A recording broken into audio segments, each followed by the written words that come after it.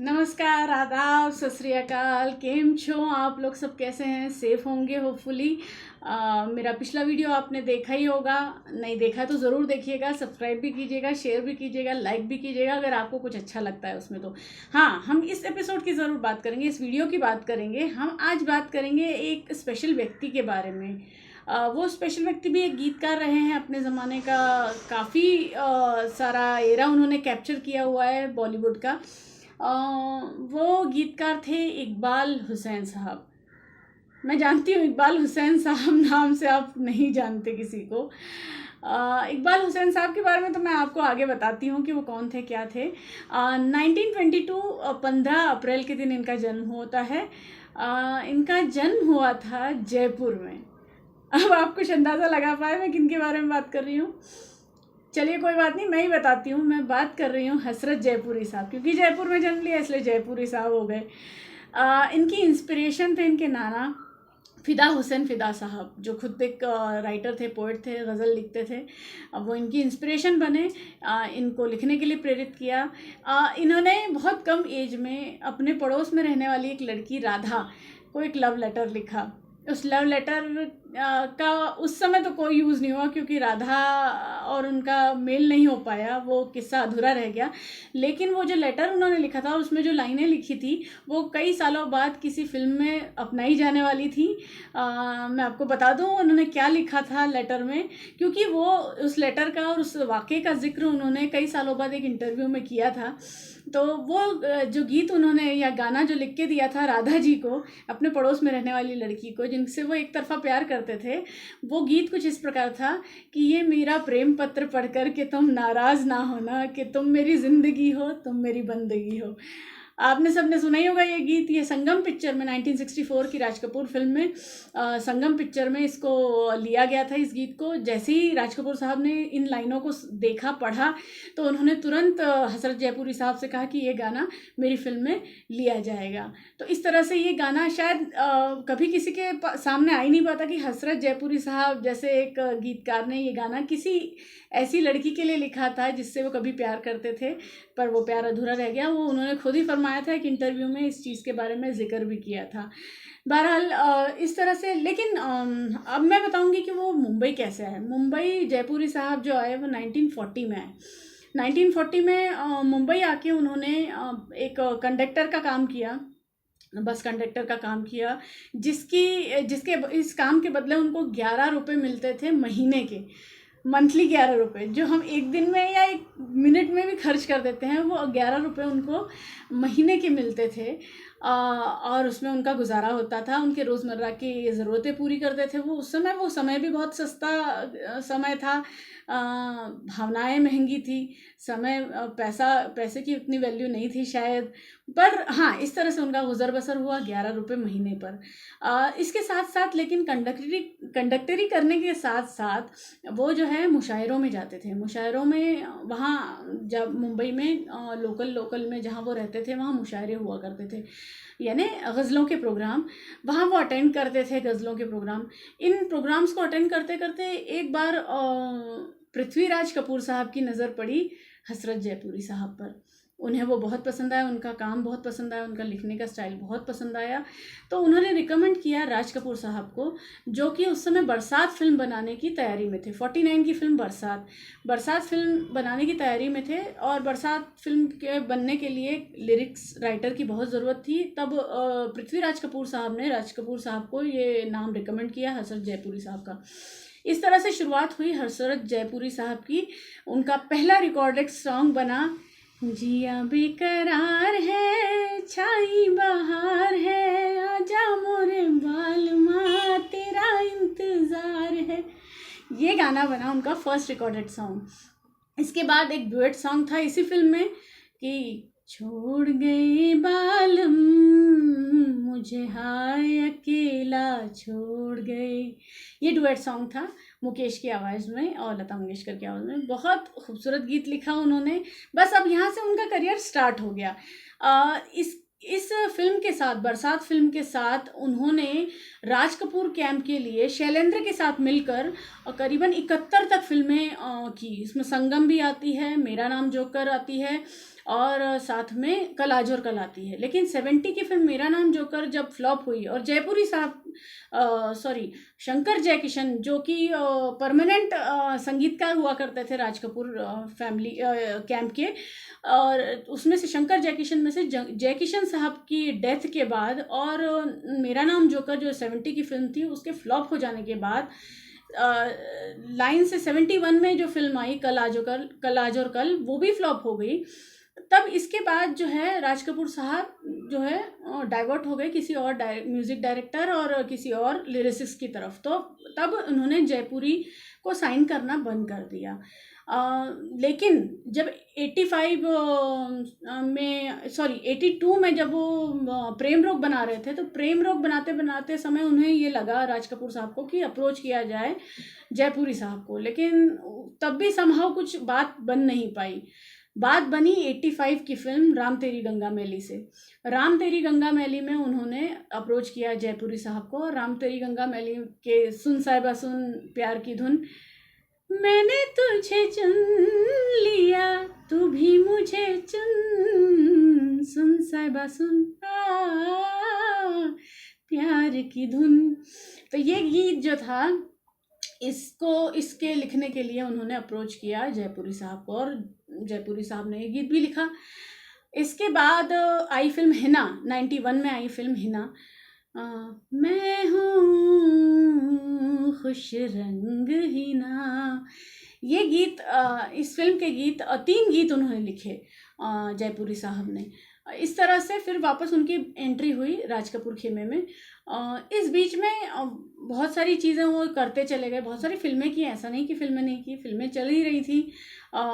उसके साथ साथ तेरा मेरा प्यार अमर, तेरा मेरा प्यार अमर, फिर क्यों मुझको लगता है डर, असली नकली का ये सॉन्ग।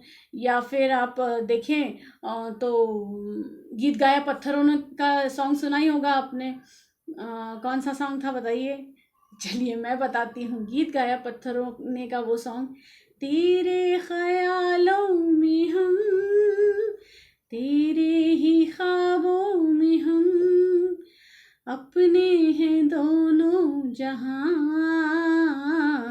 हो जाए बेखुद यहाँ।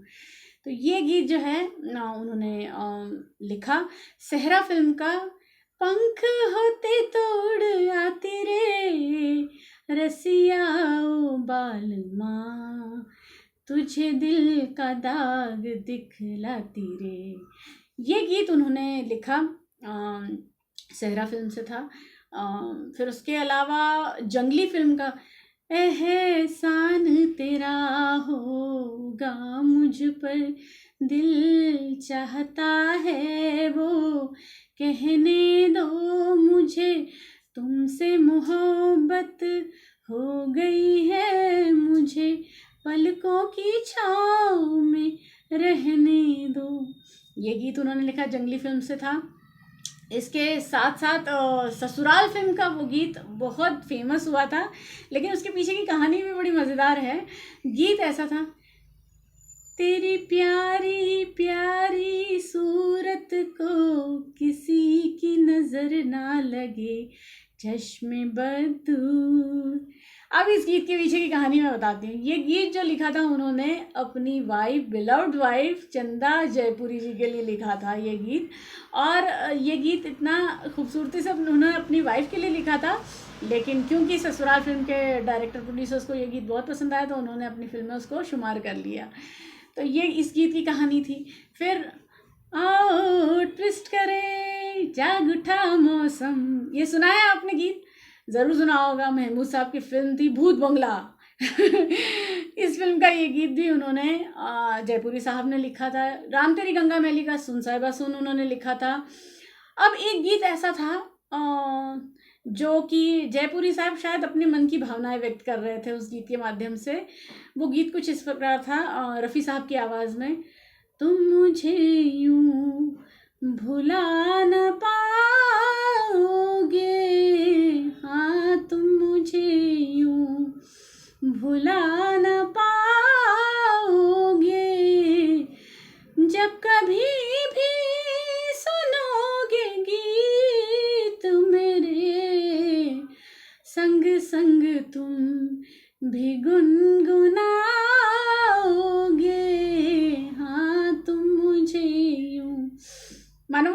बात ही कह रहे हो जयपुरी साहब कि तुम मुझे इतनी आसानी से नहीं भुला पाओगे, क्योंकि जब भी तुम मेरे गीत सुनोगे तो संग संग तुम भी गुनगुनाओगे।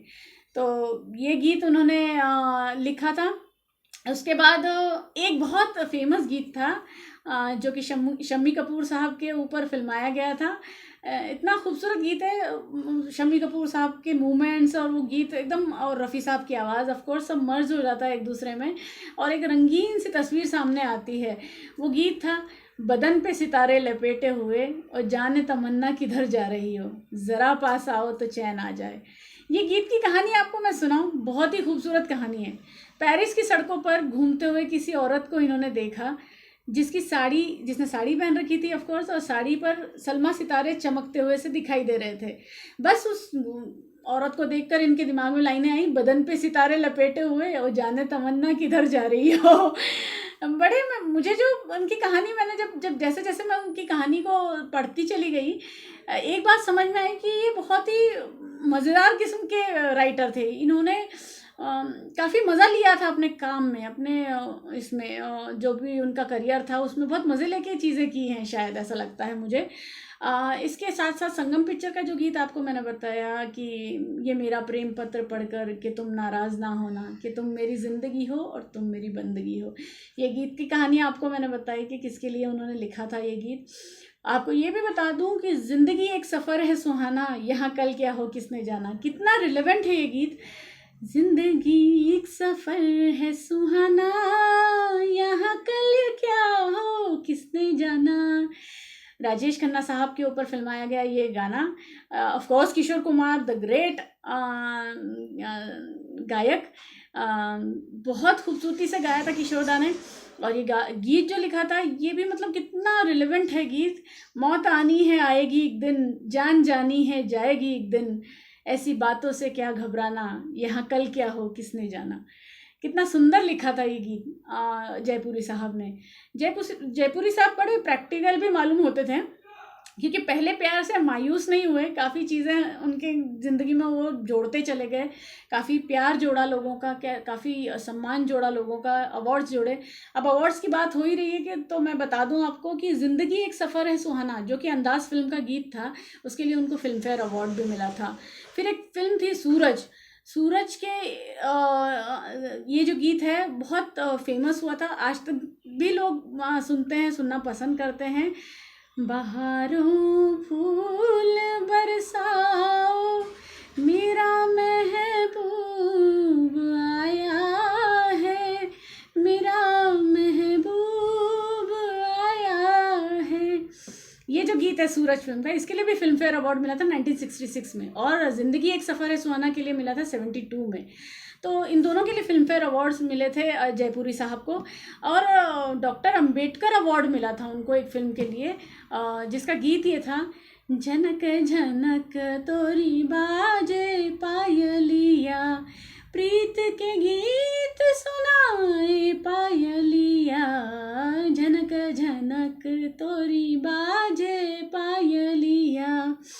तो ये गीत उन्होंने लिखा, उसके लिए बाबा अंबेडकर अवार्ड से उनको सम्मानित किया गया। डॉक्टर भीमराव अंबेडकर जी के नाम पर एक अवार्ड दिया जाता था उस समय फिल्म फ्रेटर्निटी में, उसमें उनको ये अवार्ड मिला।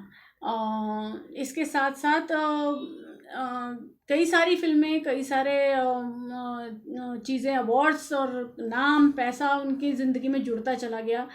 उन्होंने काफ़ी, हत्या उनकी लास्ट फिल्म थी जो उन्होंने की थी बतौर लिरिसिस्ट। शैलेंद्र साहब जब प्रोड्यूसर बने, शैलेंद्र साहब मतलब गीतकार शैलेंद्र साहब जब प्रोड्यूसर बने, तीसरी कसम फिल्म थी वो, राज कपूर साहब और वहीदा रहमान जी, उनकी फिल्म में उन्होंने पहली बार जो है जयपुरी साहब से अप्रोच किया, उनको कहा कि वो गाने लिखें, और उन्होंने गाने लिखे जयपुरी साहब ने।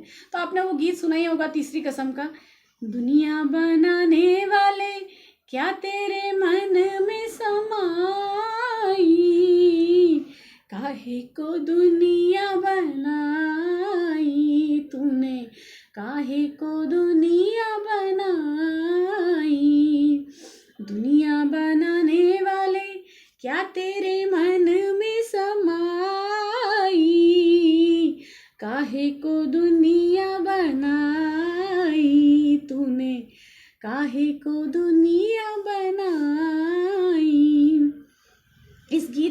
एक बहुत बढ़िया अंतरा है कि प्रीत जगा के तूने हंसना सिखाया, हंसना सिखाया, रोना सिखाया, जीवन के पथ पर मीत मिलाए, मीत मिला के तूने सपने जगाए, सपने जगा के तूने काहे को दे दी जुदाई, काहे को दुनिया बनाई तूने, काहे को दुनिया बनाई। तो ये चल रहा था सब कुछ। उन्होंने काफ़ी प्रॉपर्टी बनाई, काफ़ी सारा पैसा उन्होंने जमा किया, और ये सब जो एडवाइस हुई थी उनकी वाइफ जो चंदा जयपुरी जी हैं उनके थ्रू एडवाइजेज हुई थी उनको कि जो है पैसा प्रॉपर्टी में लगाया जाए। और उन्होंने काफ़ी सारी प्रॉपर्टीज़ बनाई, घर बनाए अपनी वाइफ के कहने पर। उनका एक छोटा सा परिवार था, 2 बेटे और 1 बेटी का परिवार था, बहुत खूबसूरत परिवार था। 99 में उनकी डेथ हुई 17 सितंबर के दिन। तब तक उन्होंने काम किया, बहुत अच्छा काम किया, इंडस्ट्री को बहुत सारे खूबसूरत गीत दिए, जो गीत मैंने आपको बताया। उसके अलावा भी इनका ऐसे लोगों का एक छोटे से दायरे में सिमट जाना बहुत मुश्किल होता है, क्योंकि इनका काम बहुत ज़्यादा बड़ा होता है, बहुत फैलाव होता है उस काम का। मैं कुछ एक फिल्में लेकर आती हूँ, कुछ एक गीत लेकर आती हूँ, जिनके द्वारा आप जान सकें कि इनका काम कैसा था। हसरत जयपुरी अपने आप में जिस तरह से साहिल लुधियानवी साहब थे, बस उसी तरह ये जो जितने भी पुराने गीतकार हैं, ये सब एक इंस्टीट्यूट की तरह ही थे। कैसे लिखा जाता है, दिल की भावनाएं कैसे कागज़ों पे उतारी जाती हैं, और उनको किस तरह से गायक के भावनाओं से मिला दिया जाता है, और फिर उस गायक की भावनाएं किस तरह से एक हीरो के चेहरे पर दिखाई देती हैं, एक एक्टर के, एक कलाकार के चेहरे पर दिखाई देती हैं। जब ये सब चीज़ें एक दूसरे से मर्ज होकर एकदम घुल मिल जाती हैं, तो एक ऐसा गीत बनता है जिसकी कोई तुलना किसी से भी नहीं हो सकती। तो अब अंत में मैं सिर्फ इतना ही कहूँगी, मेरे चैनल को देखते रहिए, मेरे साथ बने रहने के लिए thank you very much. Subscribe कीजिए, शेयर कीजिए। जितने भी हंसी मजाक के किस्से मैंने हसरत जयपुरी साहब के बारे में बताया हैं, उन्हीं को याद करके उनके गीत सुनिए, देखिए। लॉकडाउन है, अपने परिवार के साथ सेफ रहिए, और इसके साथ ही साथ खुश रहिए, कीप स्माइलिंग ऑलवेज। और आखिर में जाते जाते जयपुरी साहब का ही एक गीत लव एंड टोक्यो का, सायोनारा सायोनारा, वादा निभाऊंगी सायोनारा, इठलाती और बल खाती, कल फिर आऊंगी सायोनारा, सायोनारा सायोनारा, वादा निभाऊंगी सायोनारा, इठलाती और बल खाती, कल फिर आऊंगी सायोनारा, सायोनारा सायोनारा। गुड बाय, बी सेफ, और सुरक्षित रहिए, खुश रहिए परिवार के साथ। और गीत ज़रूर देखिएगा, हसरत जयपुरी साहब को याद कीजिएगा। मुझे साथ देने के लिए thank you so much. Subscribe कीजिए, लाइक कीजिए, शेयर कीजिए दोस्तों के साथ, रिश्तेदारों के साथ, और प्यार बांटिए, प्यार से रहिए, खुश रहिए, सेफ रहिए। Thank you so much.